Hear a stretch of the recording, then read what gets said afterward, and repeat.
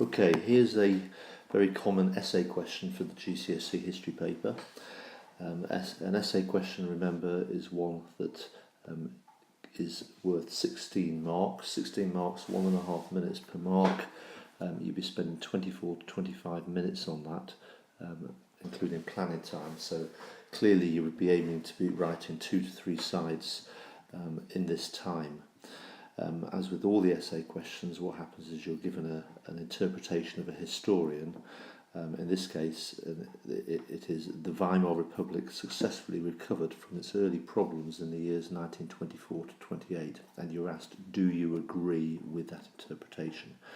Whenever you're asked to do you agree, which you always are asked with the essay questions, remember you're expected to access the full marks. You really do need to write a balanced answer in which in the first half of the answer you will present the evidence that agrees with that interpretation, but then you will present the counter-argument, the evidence that challenges that interpretation, and then in your conclusion you will move towards where you actually stand in this debate.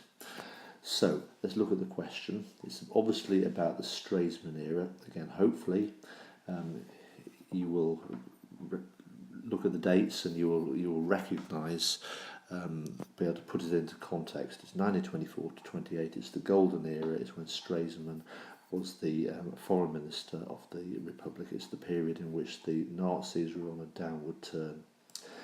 Now again, really break down the quote into different sections before you actually start doing your plan. Just have a brainstorm of it. Clearly it's about the early problems. Okay, it starts off, it's about the recovery from the early problems. So for me, the best way to start the answer would be to very, very clearly explain what the early problems were. And then you focus the answer on the recovery.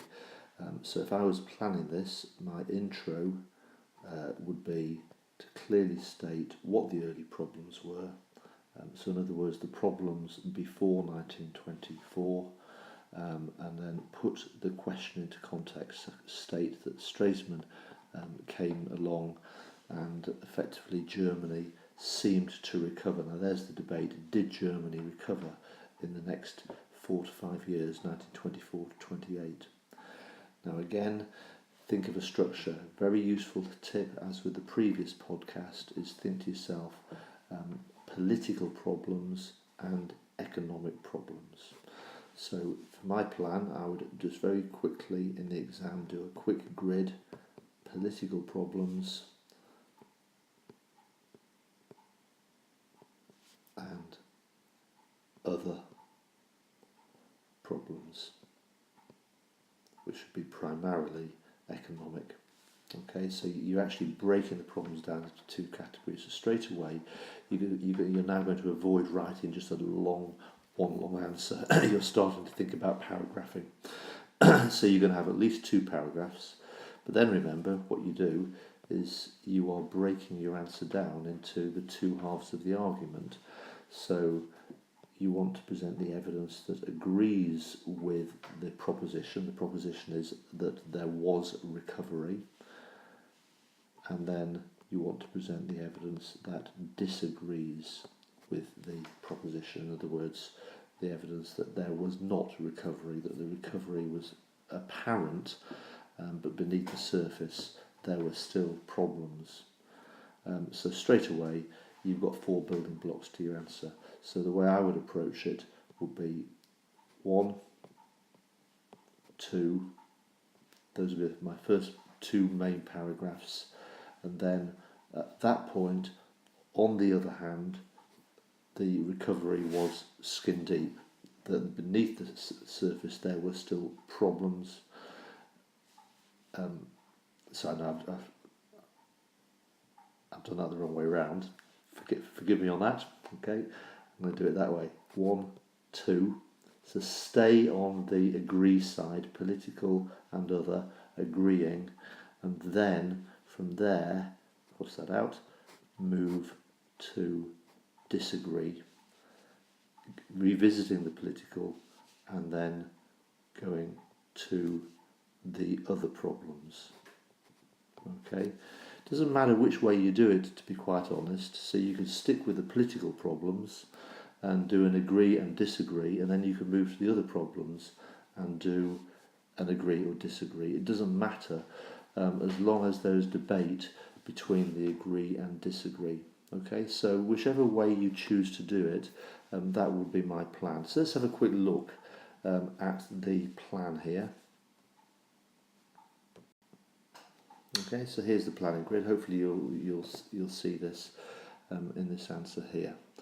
So there's the question at the top. There is the intro, and as you can see, the intro just clearly puts it into context. What were the early problems? So you quickly, you could do it in one sentence, just do a quick list of the early problems: the Spartacists, the Cap Putsch, the Munich Putsch with the dates, French invasion of the year. Clearly 1923 was a crisis year, and then the hyperinflation of 1923. Then obviously Stresemann was made foreign minister at the start of 1924, and the Republic seemed to recover. The emphasis is on seemed to recover.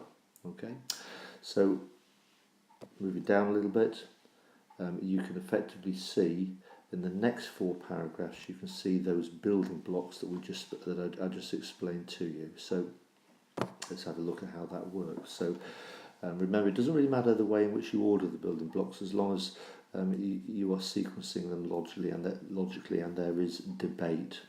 So in this particular case, the first paragraph, paragraph 2, the first main paragraph, is obviously focusing on the recovery. It seemed to recover politically. There's your topic sentence, a strong topic sentence at the beginning of the paragraph, and then it's backed up by the apparent evidence of recovery. So you talk about Stresemann as foreign minister, Hindenburg was elected president in 1925, gave the Republic stability because he was a war hero. You've got a reasonably strong coalition government in this period, Germany joining the League of Nations, the Locarno Pact, the French withdrew from the war, and then 1928 the Kellogg-Briand Pact. So the political successes of the period. You then move into staying on the apparent strengths. So you're still staying on recovery. The next paragraph, a clear statement, was that economically the Republic seemed to recover. So again, you talk about the apparent successes. So the Rentenmark, the hyperinflation brought under control. Stresemann brought in the Dawes Plan in 1924, and then the Young Plan in 1929 changed the reparation terms. So apparent recovery. Now at the halfway point in the essay, you flag it up, but at the beginning of that next paragraph, using the words "on the other hand," you revisit the political recovery, but you're talking about the fact that beneath the surface there were still problems. So you talk about the fact that governments were weak, the coalition governments were short-lived because of proportional representation. And at this point you can mention that there was a campaign against the Young Plan in 1929 by the leader of the German nationalists, who partnered up with Hitler. He was called Hugenberg, condemning Stresemann for effectively re-signing the Treaty of Versailles. Any treaty, no matter how much it made sense to do, like the Young Plan, by linking it with the Treaty of Versailles, resurrected the issue of the stab in the back. And then in paragraph 5, you do the same. You're now on the other half of the essay. You're talking about the fact that the recovery was shallow, that there were still problems. So you're focusing on the economic side, and you turn it around, and you're looking at beneath the surface there were still problems. Key point to mention, as we did in our revision lesson, is that agriculture was weak, and that from 1927 onwards an agricultural recession began to hit Germany.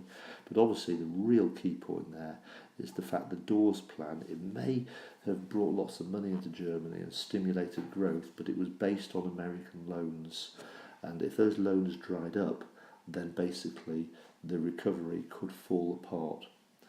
Now, for that reason, I think it would be a good idea with this question to add an extra paragraph, which would be paragraph 6 here at the end, where you talk about that. You say, if difficult times did return, then effectively the Republic could collapse very quickly. as it as it obviously did, because in October 1929 you got the Wall Street crash, America pulled out of loans, and sitting beneath the surface, waiting like that coiled snake, were the Nazis, waiting for bad times to return. They seemed to not be a threat, but in fact they were. They'd only got 2.6% of the vote, and suddenly they burst onto the scene with 18% when the bad times returned. So in your conclusion, reach a judgment, show what you believe on this. A couple of really good points to make with this type of question. I like to use the phrase that the recovery was deceptive. It was a house of cards. Okay, Germany seemed to be rebuilding itself, but like a house of cards, if you pull the rug out from beneath it, it collapses very, very quickly. And of course, the rug beneath Germany's recovery was American money that was withdrawn in October 1929 with the Wall Street crash. Also, make the point that it was a tragedy that Stresemann died at the age of 51 in 1929, just 3 weeks before the Wall Street crash. And you could make the point that if he had survived, then maybe he could have steered the country through the problems of the Great Depression. So you've got 25 minutes to work your way through those points. That would be a strong answer to that particular question.